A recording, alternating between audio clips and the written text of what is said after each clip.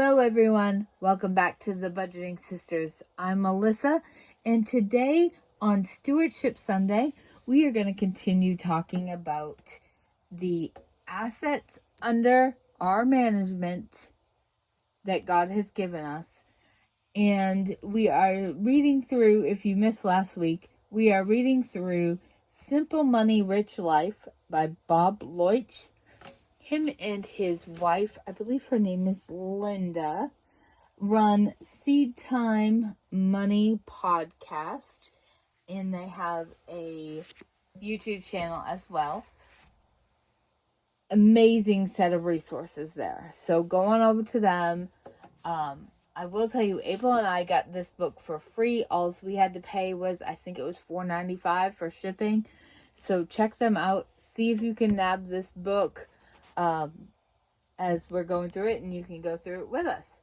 But last week we had talked about, in the very first chapter, as you can see, I'm not very far into it. I think I'm getting ready to go into the fourth chapter. But we had talked about how our net worth is not in the assets that we have, the money that we have, the things that we have. That is not our net worth.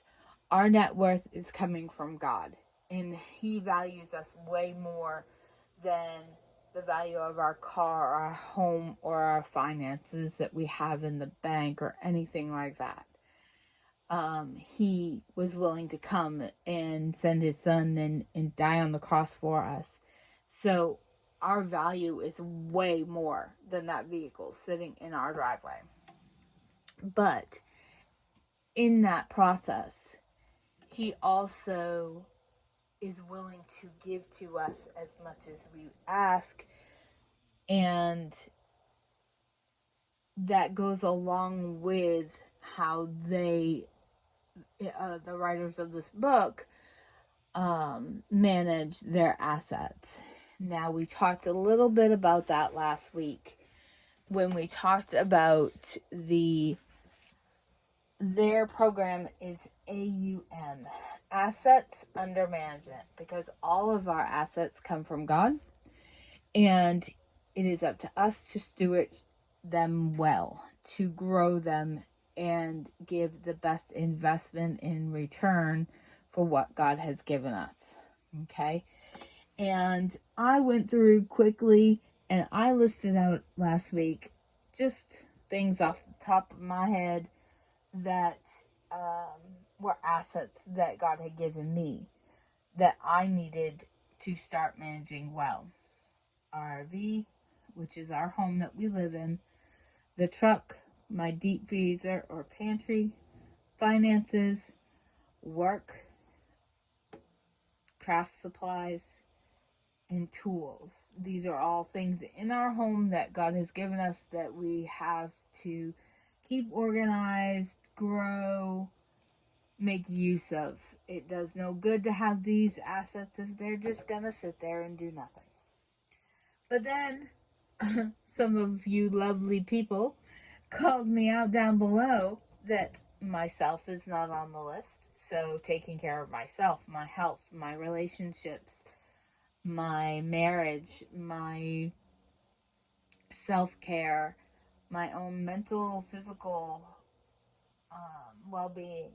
The Budgeting Sisters was not on there. Yes, it could also be work, but YouTube, things like that, they are connected, but they also need to be recognized and kept track of.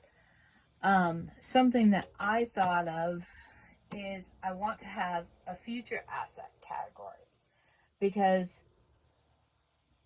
sometimes we need to look ahead and plan for things ahead in order to obtain the things that we would like to see happen. Ken and I would like a homestead. We want a farm, or a homestead farm combination. Future businesses. This means that with having a homestead and a farm and all that, it's going to require a lot of time and energy. So work may change. Is that something that needs to get started and to grow? We've been at the Budgeting Sisters now for over 3 years. and it's still growing, obviously. Check out those watch hours. We need all we can get, because after that first year, your watch hours come off every so often. And so sometimes, like right now, we're in this spell where as much as we're gaining them, we're losing them also. So we can't get monetized until we hit those specific watch hours. So that's something that we constantly need to keep track of. But yet, also when it comes to future businesses, is that something that we need to get going with now so that 3 years down the road, we're not sitting in the same position like we are at the Budgeting Sisters and struggling to get those simple little things out of the way. So it's something we need to keep on our radar. We talked about how often do we need to lay our hands on these things. They use the analogy in the book of like when you're going on a health journey or a diet journey, you're not just going to not check in. You're not going to not weigh yourself. You're not going to check on your clothes and things like that. You're going to keep track of, okay, how much have I lost? Do I need to get new clothes? Things like that. So that you know and you physically can see your progress that you're making. So how often do I need to do that in each of these different categories? Okay. Now, also, some of these keeping a track of these things is going to take finances and investing our finances into these things in order for them to grow. Time and energy and organizing, those don't necessarily have to cost very little, if anything at all. But it's something that we still need to keep track of and do. Okay? So I definitely want to add these things into this list. So we're just going to recap here for a minute, and then we will go into the next little section that I want us to think about. Myself, and I want to put relationships on here. Obviously, my marriage is first and foremost on there, but family relationships, friends, things like that are also important to me. So that's something there as well. I think I'm going to stick with pantry here and then put the freezer and dry goods underneath the pantry, okay? Because to me, yes, they're different sections, but they're all under the pantry. So I think for a title under this category, it's going to be pantry. Finances is obviously there. Work, I'm going to put current job,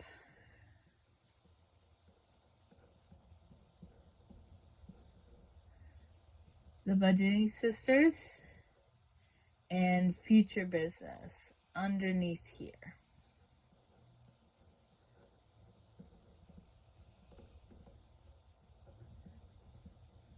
Okay.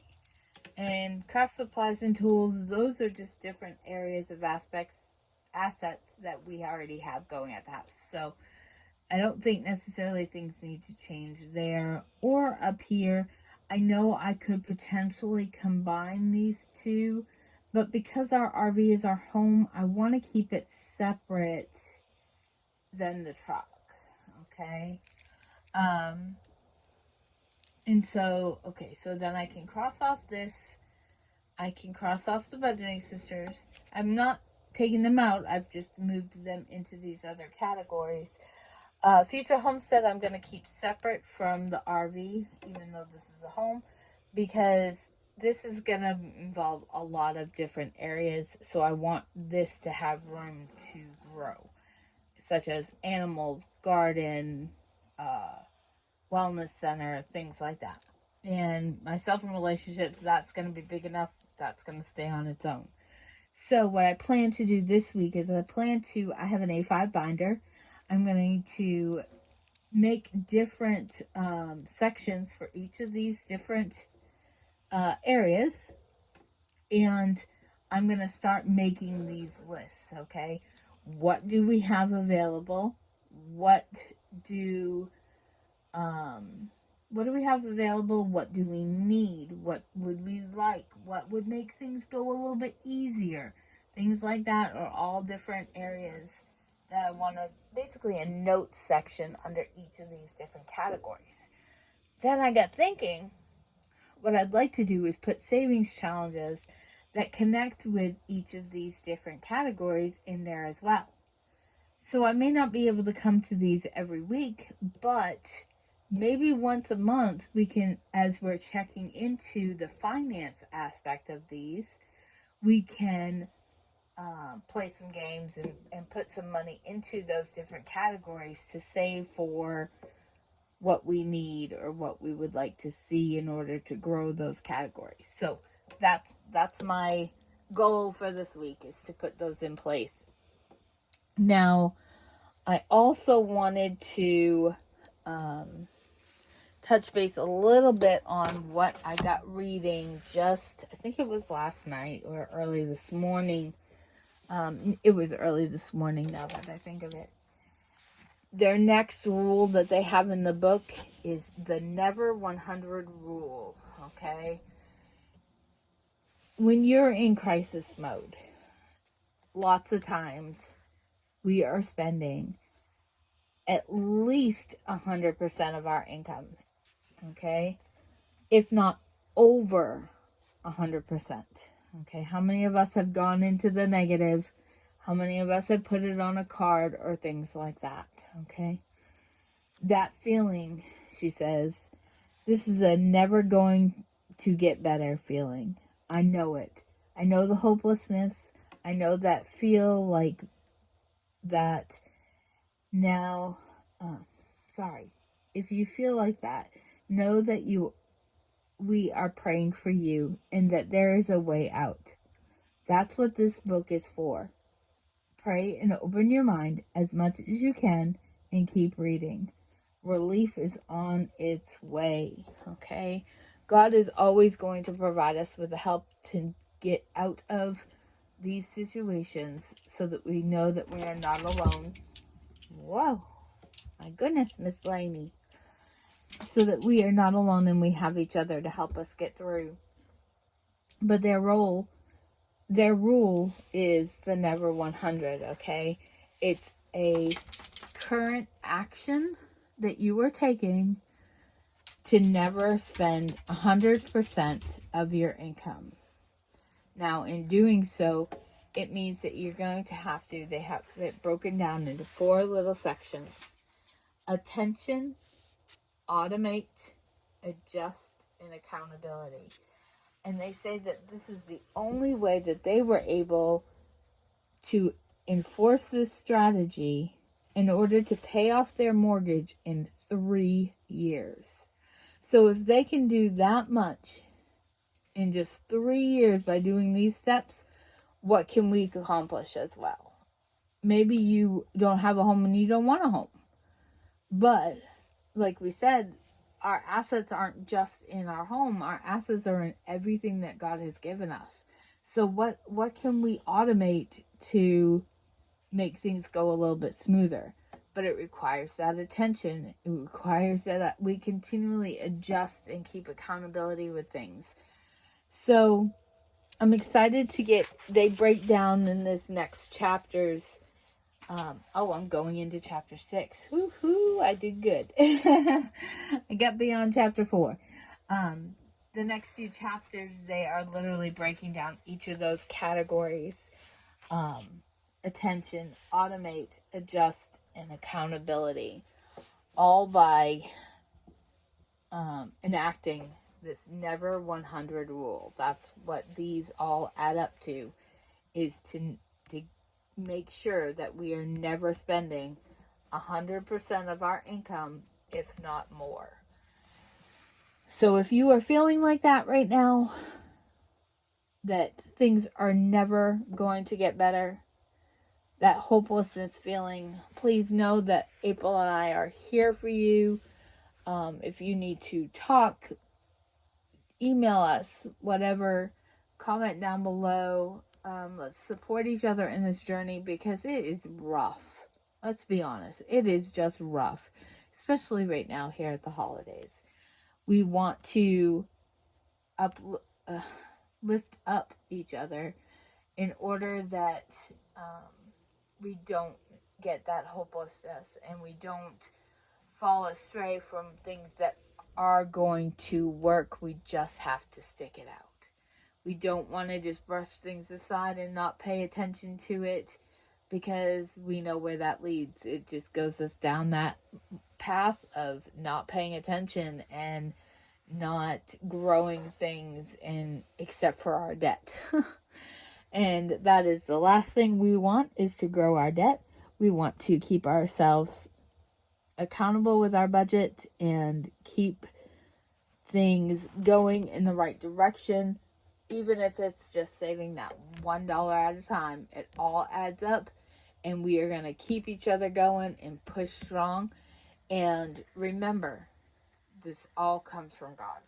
All your assets are from God, and He wants you to survive and thrive, not just barely make it through. So, in saying that, let's talk down below about ways that we can encourage each other in this process. And let me know if you like the idea of the binder and adding savings challenges in and following up with each other on where things are going and what we're doing. We'll see you all later. Like, comment, and subscribe. Talk down below, and we'll talk to you later. Bye, everyone.